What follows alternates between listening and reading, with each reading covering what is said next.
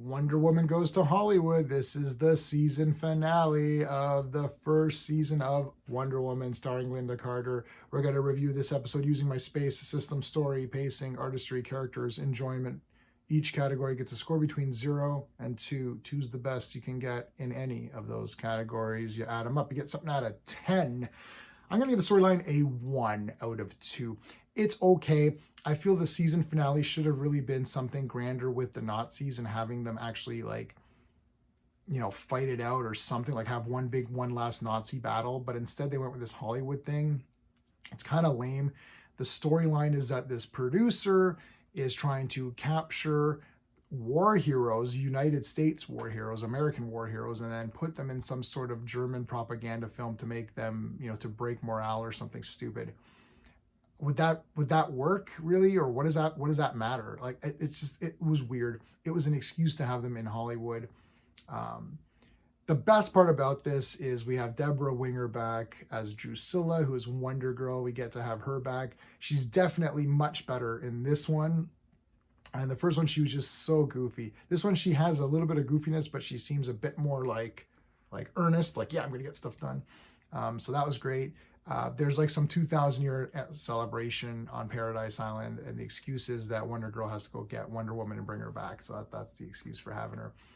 And then you've got a couple of guys. You've got Charles Cypher in there. You see Cyphers from Halloween movies and other stuff, and you've got the actor from Airplane who plays a major Captain Jim, and his whole story was kind of interesting, where like he was a war hero, but he was an accidental war hero. Like, he was alone and he got scared and he wanted to surrender to these Nazis, and they were all young men, and they got scared and then they surrendered to him. So it was almost like he captured all of these troops, and they're like, wow, single-handedly captured all these guys. It's like, well, not really. They were just scared. So that was interesting. I'm still giving it a 1 out of 2. There's some interesting parts to it, but overall, it's like, this is just goofy. So the ruse is that they're going to get these war heroes to be in a movie. And it's like, why is Steve Trevor in a movie? Like, this is just like, it's like the last episode. Why is he fighting these like cattle rustler guys? Like, why? Oh, this is nonsense. Like, fight, like, get in there and fight. I don't like this. Like, let's use him for stupid stuff just to have a story. So I didn't like that part of it at all. There's the usual kidnappings and all that kind of stuff going on. So that, it's pretty generic stuff. The pacing, I'll give it a 1 for the reasons I've already outlined. I'm not bored. I'm never bored in this show. I love this show. So don't take my criticism of things to mean that I don't love it. I bought it on DVD. I've bought it on Blu-ray. I've got Linda Carter's autograph. I have tons of Wonder Woman. I used to have enough Wonder Woman stuff to fill an entire shelf. Now I've condensed it to just one little compartment here because I love so many things. But, and I've got Drusilla's, Deborah Winger's autograph. So like, I love all this stuff, but it's just like, I have to point out some of the goofy things.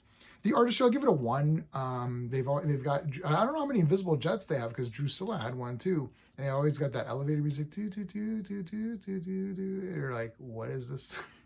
I always got to make fun of that music when they've got that weird music playing over it. Everything looks fine though. There's not many, everything looks good. It looks good, especially on Blu-ray. It's very clear. Decent, decent amount of Wonder Woman action, I suppose. It's like, it's okay, right, for the artistry. The characters, I'm actually going to give it a 2 out of 2. I actually thought that everyone did a good job in the roles that they were given. I liked Wonder Girl a lot. This is her final appearance. This is basically the final appearance of, well, the regular Steve Trevor. We're going to get his son or whatever. Blankenship is gone after this, no mention. Etta is gone after this, no mention of her. The next 2 seasons, they switch networks. It's basically almost like a reboot of the show. And I don't like, the characters here were great, so I'm going to give it a 2 out of 2. I'll just tell you, the enjoyment factor is a 1.5. I still actually kind of like this episode because I just like this show and I like Wonder Woman. My only thing is that this is the finale. Like, I know they didn't really think too much back then about finales. I'm giving this a 6.5 out of 10. And I wanted to just conclude the video by saying, I just wish they had a more World War II thing. I really like that this first season is World War I, and then season 2 is the 70s. I think it's so cool that we have a show this way where, and then it would have been awesome for season 3 to be further into the future. And I know they wouldn't have been able to really do that. I actually would have maybe liked it if they would have done maybe like, you know, like 1960 or something. Like have it be mid 40s, then 1960, maybe 1961 or something, and then have it be 1975 or, you know, whatever it is. I think that would have made such a unique series. And actually, if I was going to do Wonder Woman on television, I would do it like that. I would do 40s, 50s, 60s, 70s, 80s, like however many seasons it's going to be. Have Wonder Woman through the ages. That would be so awesome. Or at least have a Wonder Woman cartoon because, like, you know, she's only the best female superhero of all time. I mean, I don't understand. Like, there's 4,000 Batman cartoons. I love Batman. This entire thing is I've got like massive Batman stuff. Superman's my favorite. But where's the Wonder Woman cartoons? Where's the Wonder Woman animated series? Like, there should be more Wonder Woman stuff. And now James Gunn, they're gonna do like a Paradise Island thing. I'm like, I don't want Paradise Island. I want freaking Wonder Woman. Just make it. Anyway, sorry, tangent.